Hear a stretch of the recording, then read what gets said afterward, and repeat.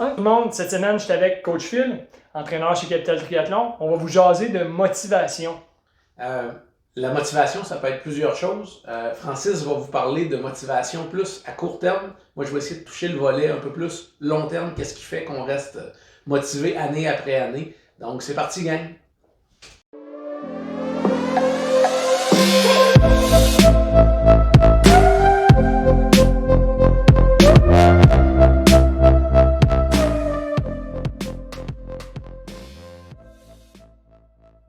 Au niveau de la motivation, plus à long terme maintenant, moi ce que je pense, c'est que faut avoir quelque chose, puis l'année pandémie nous aura permis de le vivre comme il faut. Si la course est annulée, ça devient trop facile de perdre justement son juice, sa motivation.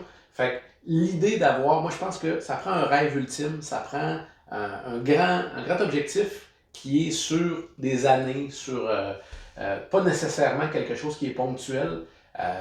Par exemple, là, l'exemple du triathlète qui veut faire un Ironman, mais qui a presque pas commencé à faire des triathlons, ça devient intéressant, même si le Ironman n'était pas prévu cette année. Puis je dis Ironman, ça peut être un olympique. Il n'y a pas de trop grand ou de trop petit rêve ultime, mais d'en avoir un, ça permet que s'il y a quelque chose de ponctuel qui arrive, comme une pandémie, on souhaite qu'il n'y en ait pas à chaque année, là, mais si ça arrive, ben, qu'au moins on ait le goût de continuer en sachant qu'il y a d'autres choses pour les années qui s'en viennent.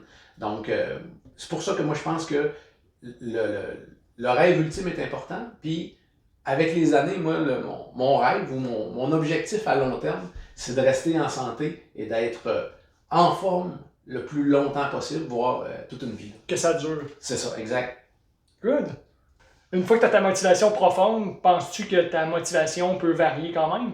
Ben, c'est sûr, parce qu'il y a un paquet de choses, puis tu t'en parlais dans ta partie à court terme, mais je peux répondre pour moi, là, c'est que je vais vous donner l'exemple d'un golfeur. Si je joue pas au golf souvent, j'ai moins le goût de jouer au golf. Donc, moins tu fais quelque chose, moins tu as le goût. Donc, je pense que l'idée d'avoir une bonne structure, si ton rêve à long terme est là, mais que tu n'as aucune structure autour, ça devient plus facile un peu de glisser, puis de perdre de vue tout ça. Puis, fait que c'est de rester le plus constant possible.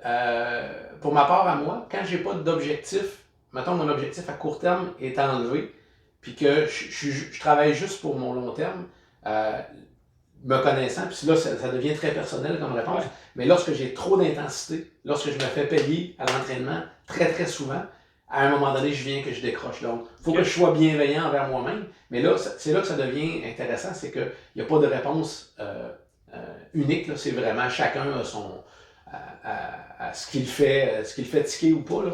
Mais bref, pour moi, d'avoir une bonne structure, je pense que c'est un très bon début pour rester motivé dans tout ça. C'est intéressant. Merci. En un mot, Phil, si tu pouvais résumer la motivation. Écoute, je pense que c'est la constance, vraiment, suivie de près par l'équilibre.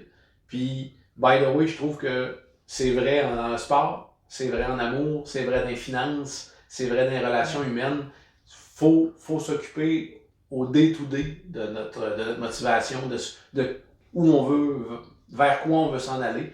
Fait que je pense que d'être constant puis d'être dédié à quelque chose, ça aide toujours à rester motivé. Là. À long terme, je pense que c'est le secret. Très d'accord. Thanks. Fait que Francis, je te laisse aller.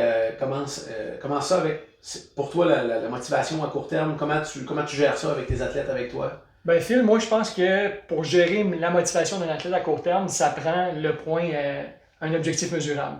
Ça prend des objectifs qu'on est capable de se placer justement, qui ne sont pas nécessairement une compétition, puis qu'on est capable de s'auto-mesurer, qu'on n'est pas dépendant de quelqu'un d'autre. Maintenant, plus tard, je vais y arriver, là, mais je vais parler des différents objectifs mesurables qui peuvent être en vélo, à la course, à la natation. Qu'est-ce qui est important? C'est justement d'avoir ce petit objectif-là qui va nous amener au plus gros objectif qui est un petit peu plus tard. Okay. Donc, avoir des cibles à atteindre. Oui. Cool. Puis, à ton avis, Francis, pourquoi c'est important à ce point-là d'avoir des objectifs mesurables? Se mesurer pour voir son progrès, pour rester motivé.